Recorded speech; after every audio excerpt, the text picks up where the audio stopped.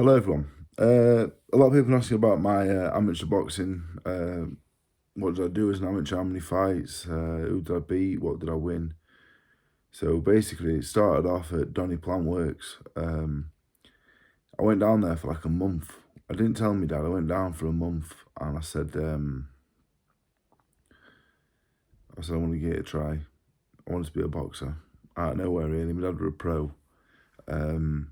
I'd left school with no qualifications, and I had nothing to do.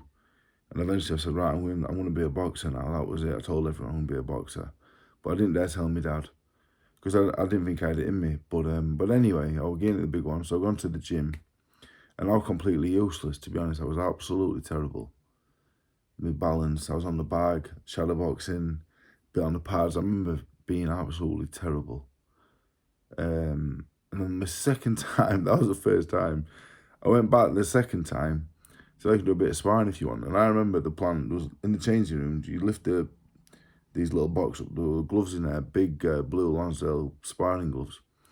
So I put them on, put an egg guard on. I've got it in ring and sparring all these blokes, 20 odd, 30 odd, and I've set about all of them.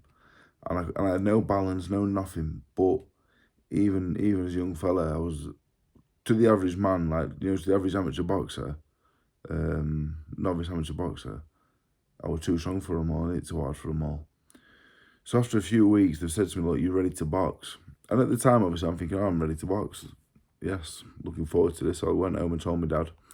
So I've been boxing. I think I'm ready to box. I think I'm pretty good, actually. So he started laughing and said, look, I'm going to come to the gym and have a watch here. So he comes to the gym, do a bit of sparring and everything else. We're on his way home, and he says, you're not ready to box. He says, you can't box at all. But you've got something. Like, if you learn how to box, there's something about it. So he's run Brendan Ingle the next day, and before you know it, I'm on the train to Sheffield, well, to Meadowhall, to Winterbank, and we met Brendan, and that was it. And I was at Brendan's for a time, and I had two amateur fights there. My first fight was against a kid called Opie Price from Sheffield Boxing Centre, and I'd seen Opie Price lose to a kid. Well, I say a kid. I seen him lose on points to a fella of about 28. And I knocked this fella out when I was about 17. So I'm thinking, this is an easy win for me. Gone to Woodseats Working Men's Club, Unity Home Show, Brendan's Home Show, Kel Brooks there, Junior Witter, John Keaton, Richard Towers, all these men that I look up to. And I just bottled it, really. I won on a split, but I didn't think I'd won at the time. I got out the ring, and my mum said, you need to get a job, David, because this is not for you. That was embarrassing. And my mum weren't like that. My mum's a nice lady, and I was shocked that she said that. And I thought my old man was going to tell me off. And my old man said, look, I understand it's hard. You've won. Have a few more. And, if you don't improve, then call it a day. But I think you should carry on. So I did carry on. 3 months later, Shai Green, I boxed Hopi again. And this time, I gave him 2 or 3 counts in the first round, and I stopped him beginning of the second. And I thought, right.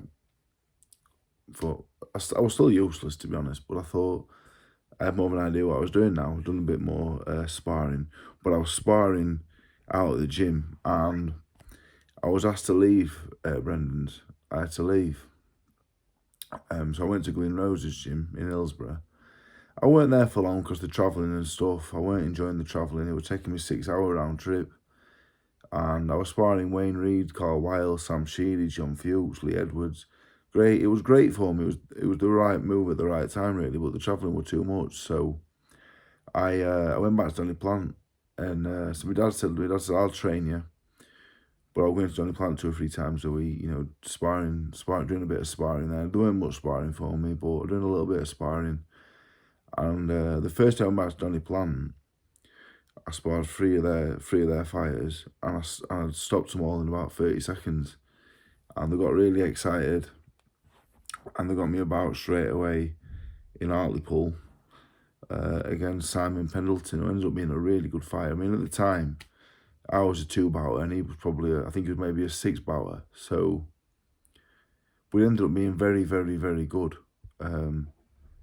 So I went up to Hartlepool, and obviously, even as I've only had 2 fights, but I've been sparring loads of pros, and and at the time I was very good for a 2-bouter.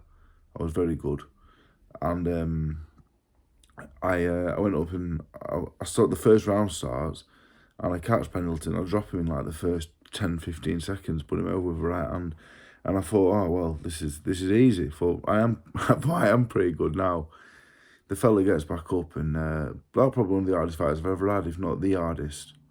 In a beautiful venue. It was a beautiful venue. It was a good fella and all, but he was hard as nails, and he was strong, and I really had to work for it. So I got a unanimous win there. 2 weeks later, then me back out in Scunthorpe. I boxed a fella 120 kilo in Scunthorpe. I was only weighing 92, but I beat him comfortably enough, gave him a few counts. And then I got a call to box the Yorkshire senior champion. He just won the elite ABAs like a month earlier, but I've only had 4 fights. I've just turned 19, but we took it, and I went to his home show and beat him pretty comfortably, really. So at this point, I've had 5 and 1 fight. I'm really fit. I'm sparring all over. Ken Blood from the Plant's taking me to spar Danny Price, and I sparred Clinton Woods, and I'm in a good place. And after the summer, we knew the boys' clubs were coming, so training all over summer. The boys' clubs start. In Yorkshire, no one will box me in Yorkshire, so got a bye straight through to the national pre-quarters, where I boxed Michael Webster, who just boxed Dacus for the English title. So I boxed Webster, gave him 2 counts in the first, I think maybe 1 in the second. And then the last round he came back strong, to be honest. He was really tough. It were an hard fight, to be honest. But I'd only had 5 fights. But I beat him, and then the next round I get Sam Hyde, who boxed Riatpo and Juma. Sam Hyde, it was like a top 10 cruiserweight in the country, and when I boxed him, I think he'd won a few national titles. I only had 6 fights. But I stopped Sam Hyde. I stopped him in the last round, gave him a few counts and stopped him. And then the kid I meant to box in the semi-final pulled out. And because at this point, I'm starting to go around sparring everybody. And in the final, I got a Welsh kid. I gave him a couple of counts and beat him on points easily. But he weren't as good as the other 2, to be honest. I think he got buys all the way to the final, to be honest. So I've had 8 fights and won them all. Been sparring Simon Vallily and Warren Bache at the Great Britain setup, and yeah, at this point I'm a pretty good fighter, to be honest. I'm really fit. I'm boxing at 14 stone 4. I'm huge at the weight, and then the senior ABAs come round. I get a fellow who's about 30 odd. He was from a local gym actually. I dropped him and beat him, and that was easy. But by this point, I've already started. I've got my first girlfriend. I've met her. And before I met her, to be honest, like I was living at home with my mum and dad, and I had to eat at certain times. I had to eat certain things. I had to run every day. I had to train. I had to do this. I couldn't do that. Then when I met her, before I met her, like I didn't know what takeaway food was. I'd only sat in a car ever to go football as a kid to play for my Sunday league team. So I've never been anywhere. So yeah, she showed me like a different way of living, really. I'm eating more. So by the time the ABAs come round, I'm struggling to make the weight. Anyway, I draw Simon Barkley in the quarterfinals. He won the ABAs twice. I'd not done the weight properly, and I got beat 19-17. I mean, I thought I won, but to be honest, I didn't deserve to. I was messing about at this point already, and my dad went ballistic, and after the fight, I weren't very well. I really struggled to make the weight, and I weren't very well, and I didn't train for a few months. I had to have a few months out, and then I got a letter from the Great Britain set up because I won the Yorkshire Senior ABAs. I got like an assessment to go to Sheffield and try and get on the Great Britain team. So I turn up 2 stone over the weight. But that's the first set of assessments. Like, them assessments weren't as serious. They then came back a few weeks later and brought like the elite at my weight in the country.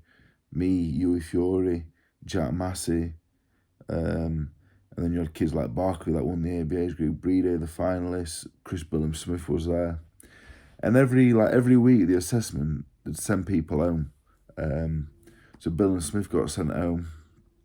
Billam-Smith was one of the first to get sent home, actually, which is mad because I remember talking to Chris. He was really upset because, he trained that hard. I remember him on the tram home. He said, you don't even train. And I was knocking everybody out on these assessments. I had to spar Joe Joyce in the end. You don't train and I'm doing all this. He had a little book writing all what he was eating and training and that in. But look how things have turned out, he stuck at it. So yeah, I did the assessments and got down to the last three. I moved into the house there on the last one, me, Breede, and a kid called Danny Williams, actually. I'm not sure what happened to him. I'm not sure. But again, I ended up going in 3 stone overweight on the last assessment. And I turned pro in the end. Turned pro, yeah. One of my biggest regrets, really, that I didn't see that out and, try and represent Great Britain and try and... I'm not saying to go to the Olympics or whatever, but it would have been a great experience for me. But at that time, I wasn't mature enough to be away from my girlfriend, really, and be away from, not my girlfriend, the comforts of having a girlfriend. I wasn't ready to look after myself. You have to cook for yourself. You've got a little cardboard box with your stuff in. And I turned pro, really, for some quick, easy money. That's a big regret. I'm having a big argument with my dad when I said I'm turning pro. He went, mad, I want you to do this. You should stay amateur and you can try and do this and all that. And he was right in the end.